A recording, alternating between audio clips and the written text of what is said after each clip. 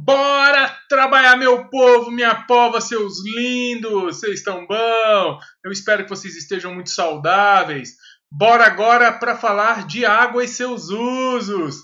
Hidrologia, água doce no mundo. Vamos lá! O nosso primeiro passo, então, é falar do ciclo da água. Olha que esquema muito bem produzido, técnico, fofucho. Fofucho? Tem como ficar mais fofucho. Esse Sol, que é o nosso astro-rei, pode ficar muito mais estiloso. Vamos estilizar esse Sol? Agora sim! O Sol cintila, olha só, ele dá uns brilhozinhos. Puta, Sol genial, a cara de gente boa que ele tem. O Sol é o astro-rei que garante a vida e que gera a reciclagem da água. O ciclo da água é um processo de reciclagem. A água vai evaporar da superfície do oceano, dos rios, do solo, dos seres vivos através da transpiração e vai, por conta da energia solar, ascender, subir. Se o Sol é estiloso, a água também tem que ser. Olha que gotinha charmosa. Ela vai para onde? Para a festa da nuvem. Todo mundo nu gritando vem. Não foi bonito isso. Continuando. Dá uma olhada ali, ó, na rave que estava se formando na nuvem. E o pessoal já altão, esperando para se jogar de cabeça. E aí, num processo de saturação ou de perda de energia solar, nós temos a formação das precipitações. Já falamos sobre isso na aula de clima. Quando atinge 100% de saturação através da umidade relativa do ar, o percentual de água na atmosfera, aí nós temos a precipitação. Normalmente esse percentual está vinculado entre a energia térmica solar, que segura a água pairando na atmosfera. Quanto mais energia, mais a água paira, mais volume de água na atmosfera eu consigo segurar. Mas quando essa energia diminui, quando a temperatura diminui, precipitação. O ciclo da água, então, regenera todo o processo de água interiorana no continente. É através dessa precipitação que nós vamos ter a formação de lagos, rios e penetração de água, tanto na terra, formando os lençóis freáticos, quanto nas rochas, formando assim os nossos aquíferos. O ciclo da água é o ciclo da vida, é o ciclo da regeneração da água interna no nosso planeta. Beleza? Bora lá! A precipitação pode ter classificações. Esse processo de descenso da água pode ser classificado em chuva frontal, quando é gerada pela chegada de uma frente fria que derruba as temperaturas e aí a umidade do ar se eleva e força a precipitação. Chuva convectiva, chuva de verão, que é aquela quando há uma imensa evaporação, há a saturação da atmosfera e consequente precipitação por convecção. Chuva de verão é assim, né, meu povo? E na praia, devido ao relevo, nós temos a formação da chuva orográfica, em que o relevo retém a massa de ar úmida e necessariamente essa massa de ar úmida é forçada a subir, perde calor, diminui a temperatura e precipitação. Então esse processo aqui, ó, no verão é formado pelo excesso de evaporação, no outono e inverno pela chegada de uma frente fria e nas áreas litorâneas por conta da ascensão da umidade que leva à perda de temperatura e à precipitação. São os nossos 3 tipos básicos de chuva. Bom, falamos sobre a reciclagem da água para o interior do continente. Nós temos que pensar agora a disponibilidade dessa água doce para o uso humano, para o consumo humano, seja na sua forma de consumo direto, seja na sua forma de produção. Vamos pensar então a disponibilidade da água doce no planeta. Gente, dos 100% de água que existe no planeta, 97,5% dessa água está nos oceanos, salgada. Não tem grandes usos para o ser humano. 2,5% é água doce. Só que destes 2,5%, então vejam, pego 2,5%, 70% praticamente, 68,9% dos 2,5% está nas calotas polares em forma de gelo. Sobra quanto? 30% dos 2,5%. Desses 30% dos 2,5%, 29,9% água subterrânea. A gente tem acesso, mas custa mais caro, é mais difícil chegar nela. Somente 0,3% está necessariamente em rios e lagos ou em outros reservatórios 0,9%. Portanto, menos de 1% dos 2,5%. Então eu transformo 2,5% em 100%. 1% está disponível ali, pertinho de nós, em rios, lagos, água superficial. É nada do total de água. Vou dizer de novo, pega 2,5%, transforma isso em 100%. Meus 2,5% de água é um volume que eu transformo em 100%. Destes, 1,2% é uma água que está mais disponível, seja na atmosfera, seja na superfície, como rios e lagos. 98,8% dessa água disponível doce ou está nas calotas polares, a maior parte, ou está no solo. Somente 1/3 de 2,5% está em possibilidade de acesso ao homem. Ou seja, 0,8% do total da água do planeta é acessível ao homem. E o que a gente faz com essa água acessível? A gente polui. A gente polui com pesticidas, incluindo água subterrânea, que está sob a forma de lençóis ou aquíferos. A gente polui com chorume de lixões. A gente polui com dejetos químicos e dejetos orgânicos que a gente joga nos nossos rios e lagos. Não é incoerente? Menos de 1% da água doce disponível para a gente no planeta. E a gente polui. Sem falar na poluição que a gente faz no restante, na água salgada dos oceanos, com óleo, com dejetos radioativos, com dejetos orgânicos. A gente não cuida da nossa água e é o elemento básico para a vida. No Brasil, o Brasil é um dos países que tem a maior quantidade de água doce do planeta. 12% do total mundial da água doce do planeta fica conosco. 60% quase da água sul-americana é nossa, água doce. Como que a gente encontra essa água distribuída no mundo? Do 100% da água doce no mundo, 12% fica com o Brasil. 40% na América. 31% na Ásia, 15% na Europa, 3% na Oceania e 10% na África. É assim que a água doce está distribuída no mundo. Nós temos muita sorte. Nós temos mais água no Brasil do que o continente africano inteiro tem água. Nós temos quase o mesmo tanto de água que a Europa. Agora vocês entendem quando chamamos o Brasil de Arábia Saudita dos recursos hídricos. É uma noção de que a Arábia Saudita era a principal base dos recursos petrolíferos, então virou uma espécie de adjetivo, e ao chamar um país de Arábia Saudita de alguma coisa, quer dizer que ele tem uma quantidade imensurável daquele recurso. Este é o nosso país, este é o Brasil. Sim, a água é distribuída irregularmente na superfície do planeta, desigualmente. Essa distribuição desigual gera situações extremamente drásticas. Por exemplo, os países africanos. A África tem menos de 10% do total dos recursos hídricos do planeta, enquanto o Brasil sozinho tem 12%, a gente acabou de ver.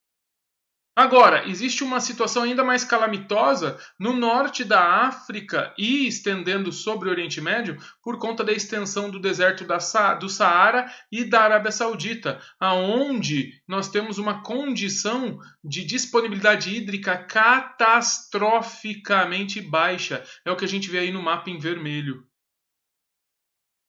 Em compensação, em verde escuro, a disponibilidade hídrica é muito alta. É o caso do Brasil, da América do Sul, da Austrália, da região do Vale do Rio Congo, no centro da África, onde tem uma floresta equatorial.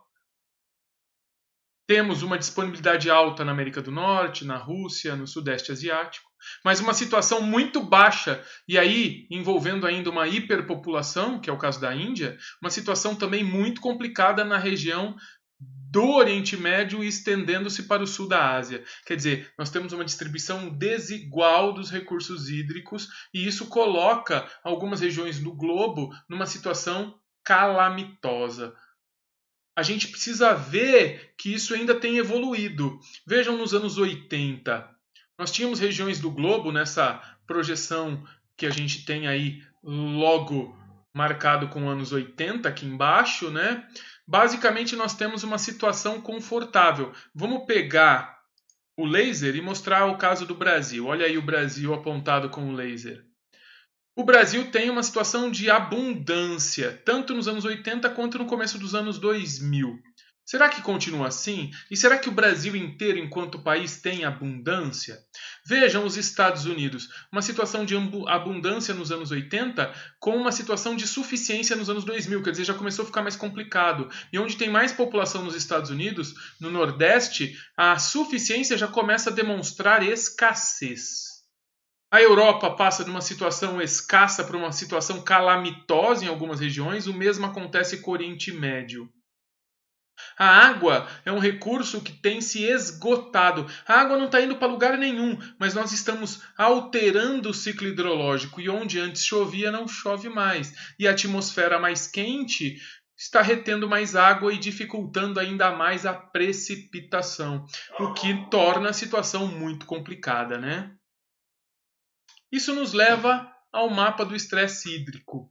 Por que esse mapa é interessante? Porque ele mostra duas situações: o estresse hídrico natural e o estresse hídrico por conta das condições antrópicas. O natural, né, o estresse hídrico que a gente vê aqui, ó, basicamente numa região como o Saara, que tem pouco ou nenhuma população. Sofre estresse hídrico por uma condição climática. Mas uma situação de imensa população na Índia e na China leva ao estresse hídrico, mesmo havendo muito mais recursos hídricos do que no Saara, porém, devido à hiperpopulação e o hiperconsumo, nós temos estresse hídrico. É o que acontece no sudeste da China, é o que acontece em toda a Índia, é o que acontece na Europa, que tem disponibilidade hídrica, mas devido ao consumo da população, isso já leva a condições complicadas. E lembra quando eu falei que o Brasil tinha muita água e grande disponibilidade? Não quer dizer que ele não tem estresse hídrico no sudeste.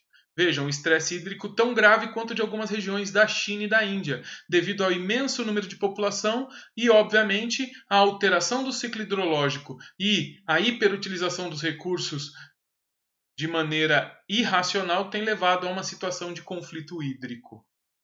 Não dá para ignorar essa lógica dos conflitos hídricos. Para que a gente utiliza água no mundo e no Brasil? Bom, basicamente no mundo, 19% da água é utilizado para as indústrias. No Brasil, 17%. 12% da água no mundo é usado pelos seres humanos. O Brasil, como tem abundância, a gente tem algumas manias, né? Aquela coisa que a gente tira sarro do francês de que toma banho às vezes, né? Ou a cada X tempo. O Brasil toma 2, 3 banhos por dia. Aqueles que têm acesso à água, é óbvio, né? A gente vê o vizinho lavando calçada todos os dias. A gente vê o vizinho lavando o carro todos os dias. Por que eu falo vizinho? Porque eu posso ter consciência da importância da água e da sua escassez, mas a sociedade brasileira está muito acostumada com a hiperutilização e com a hiperdisponibilidade. Então, quem tem acesso à água não pensa nesse recurso como finito.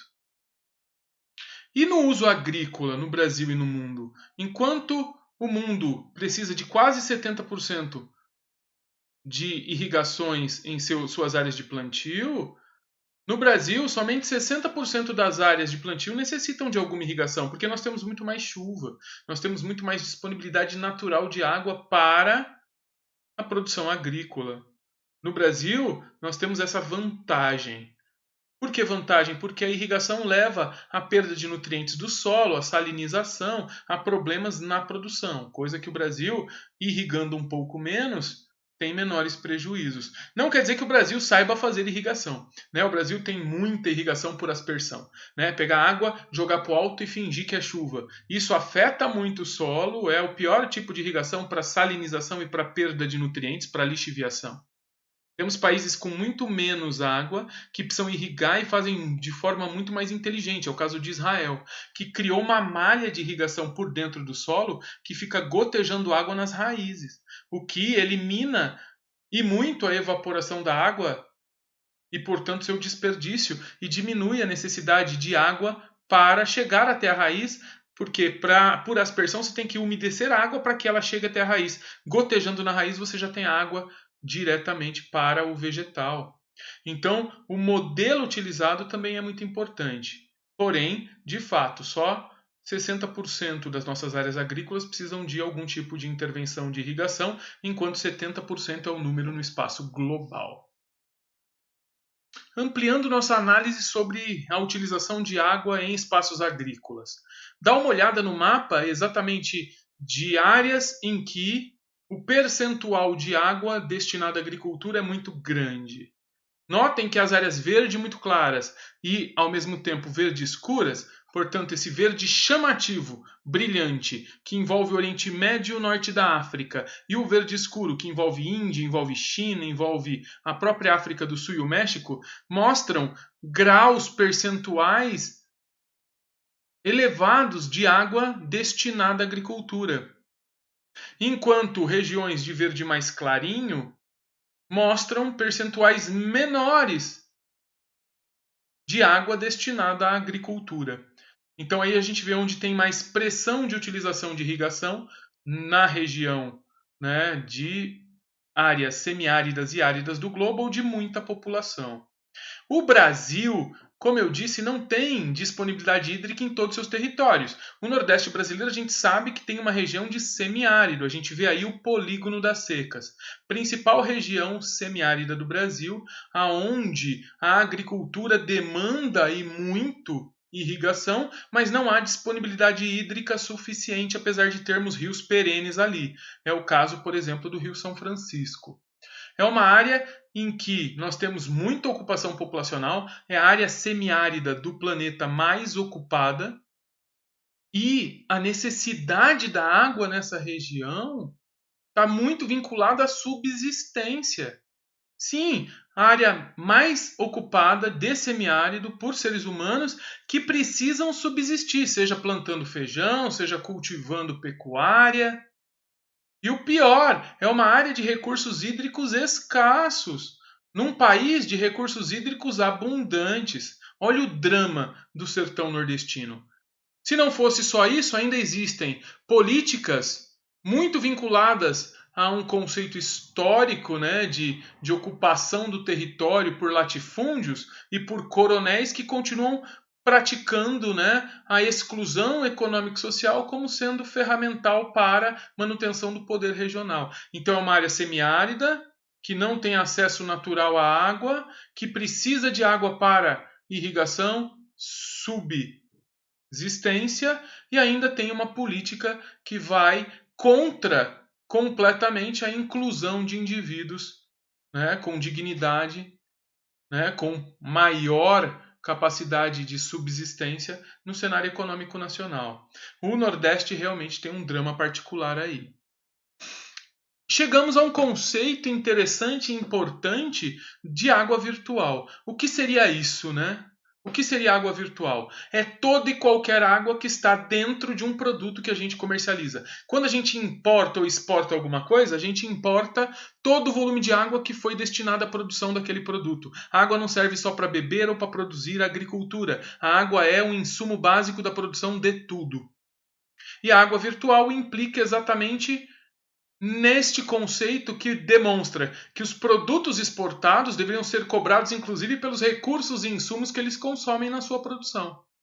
Deveríamos exportar, por exemplo, soja, cobrando a água que vai na produção de soja.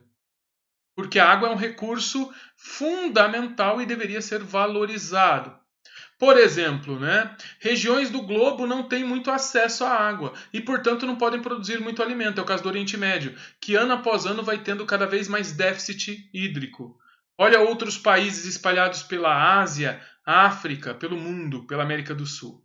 Vejam, países como a Nigéria, que tinha uma abundância em água nos anos 90, hoje está nessa linha preta de água suficiente, que a ONU instituiu como 1.000 metros cúbicos per capita por ano como suficiência. Outras regiões que tinham água abundante sofrem com profunda escassez, é o caso da Somália. No Brasil, nós temos abundância, mas aqui do lado, também na Amazônia, no Peru, essa abundância já se tornou suficiência. Temos que abrir o olho. Em outras regiões do globo, onde existia praticamente suficiência, já há escassez. É o caso no Marrocos. Então temos que perceber que a água vai se tornando escassa no mundo inteiro. Temos que valorizá-la. Quando a gente compra 1 litro de leite, nós estamos também comprando 1.000 litros d'água que foram necessárias para a sua produção, utilizadas na sua produção. Quando compramos uma garrafa de vinho de 720 ml, estamos levando 720 litros d'água necessários para a produção daquela garrafa de vinho. Um pedaço de queijo de meio quilo, 2.500 litros d'água foram consumidos na sua produção. Um bife de 300 gramas, 4.500 litros d'água. Quando a gente desperdiça recursos, alimentos e produtos, estamos, acima de tudo, desperdiçando água. Temos que ficar atentos ao conceito de água virtual e a sua relação com a escassez hídrica. Nessa nossa caminhada sobre a análise da água doce, sua disponibilidade e seus usos, nós partimos no início do pensamento de reciclagem da água e do ciclo da água, e vimos que a água superficial é extremamente escassa. E a água subterrânea também é. Vamos falar um pouco dessa água subterrânea? Porque eu citei aquíferos, mas a gente não definiu o que significa. Os aquíferos no Brasil e no mundo. O que são os aquíferos? É a água acumulada dentro das rochas. Ah, então qual é a diferença com lençóis? Bom, nenhuma. Um lençol é um aquífero, mas a gente pode diferenciar, se for necessário, da seguinte maneira. O lençol freático é aquele volume de água que está presente no solo, muito perto da superfície. Digamos que seja o primeiro indício de que aquela região tem um aquífero. E o aquífero seria dividido entre a parte chamada aquífero livre, que é aquele aquífero que está numa região de rocha porosa ou solo, que não tem uma rocha impermeável em cima. Então ele é abastecido com facilidade e também pode perder água por evaporação, diferentemente do aquífero cativo ou confinado, que é um aquífero que tem uma rocha impermeável em cima, uma rocha impermeável embaixo e no meio uma rocha permeável que recebeu água por alguma trinca da rocha de cima e essa água fica ali contida sem grandes oscilações de perda de água por aquecimento, evaporação e também com maior dificuldade de reposição de água. Uma coisa importante desse esquema é que a gente vê que os poços retiram água dos lençóis freáticos ou dos aquíferos livres e os poços artesianos retiram água dos aquíferos confinados. Então tem a diferença de um poço para um poço artesiano marcado aí no esquema.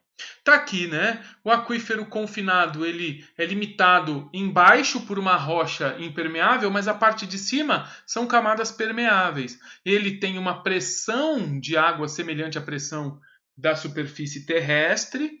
A recarga é lenta, mas ela acontece o tempo todo, né? Então é uma recarga que é contínua e obviamente, a variação de água por evaporação e por reposição é muito grande. É também facilmente contaminável. O aquífero confinado, ele tem impermeabilização embaixo e em cima e no meio rocha permeável. Ele tem uma lentidão muito maior do que a do aquífero livre para ser abastecido, porque ele precisa das porosidades e das fissuras da rocha impermeável de cima. E ele também é dificilmente contaminável. Só que se ele é muito utilizado, a reposição lenta leva, obviamente, a um esgotamento do recurso. Ok? Então essas características a gente vê aqui de novo, né? Então a parte de cima do aquífero é livre, porque ele não tem uma rocha impermeável, facilmente contaminável pelo uso inadequado de pesticidas e de produção de esgoto e chorume. Ele é rapidamente abastecido em relação ao aquífero cativo. Abastecimento, volto a dizer, não é imediato, mas ele é mais rápido do que o cativo. E o cativo confinado fica entre duas rochas impermeáveis. Quando a gente fala de porosidade na rocha, a rocha pode ser porosa, seja porque ela é formada de grânulos, como o caso da rocha sedimentar, ou ela pode ter fraturas, é o caso das rochas magmáticas e metamórficas, pequenas trincas que permitem a passagem de água. Ou ela pode ter base calcária, e nesse caso a água ácida cria caminhos, é o caso do aquífero kárstico, que a gente vê aí no esquema. O aquífero então é rocha, não é um espaço, um buraco onde tem água. A água está dentro da rocha, a rocha funciona como porosa, como esponja. Se a camada é impermeável, não há espaço para passagem de água, como a gente vê aí no esquema. Se é permeável, existe passagem entre os grânulos ou entre as trincas para a presença de água. Então é isso que a gente chama de porosidade. Beleza? Partimos então para uma análise dos aquíferos brasileiros. Vale lembrar que o Brasil tem os dois maiores aquíferos do mundo. Em terceiro lugar, viria um aquífero lá na Austrália conhecido como aquífero Darling. Fica embaixo do rio Darling. Darling Murray. Bom, no caso, o Brasil historicamente já tinha um aquífero de grande proporção. Não só o Brasil, né? A América do Sul como um todo, pegando sua maior parte no Brasil, mas pegando o país do Mercosul também, por isso ele é chamado de aquífero do Mercosul. O aquífero Guarani, ele se estende do Brasil, passa pelo Paraguai, Uruguai e Argentina. Um aquífero enorme, multinacional, portanto, gera aí a necessidade de conversas contínuas entre os países membros dessa área para que se criem regras para a utilização desse aquífero.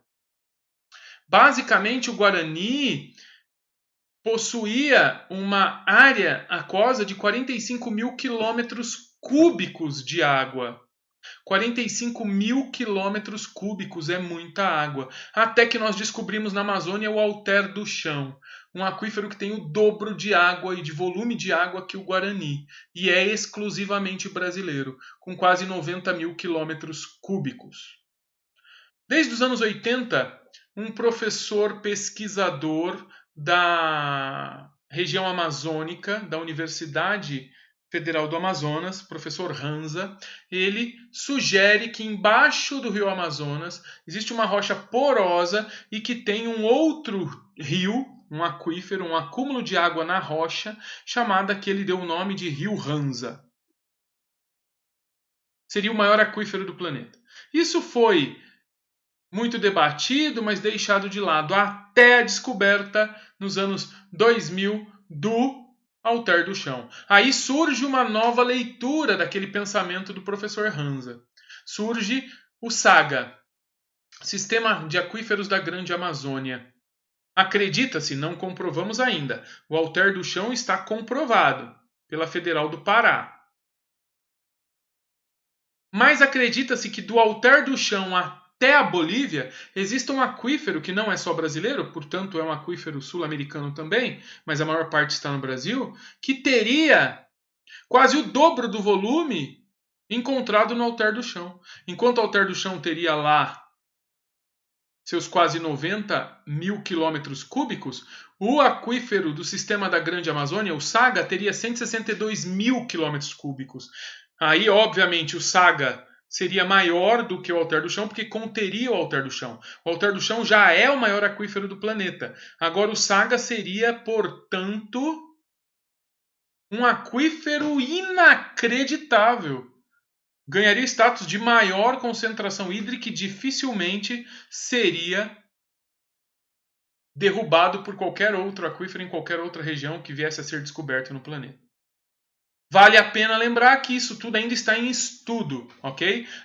Estão sendo feitos estudos geológicos para encontrar de fato indícios da existência do Saga. O Alter do Chão já é realidade. O Saga ainda precisamos de confirmações, mas elas estão chegando dia após dia.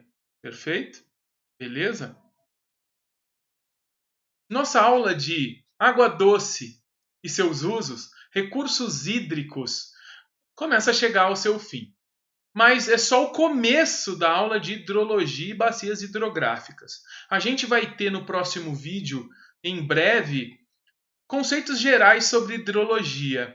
E em seguida, num outro vídeo, bacias hidrográficas brasileiras e rios do mundo. O nosso caminho ainda é muito longo. Por isso, eu desejo a vocês ótimos estudos, um imenso beijo nesse coração. Mantenham-se saudáveis e até o próximo. Tchau!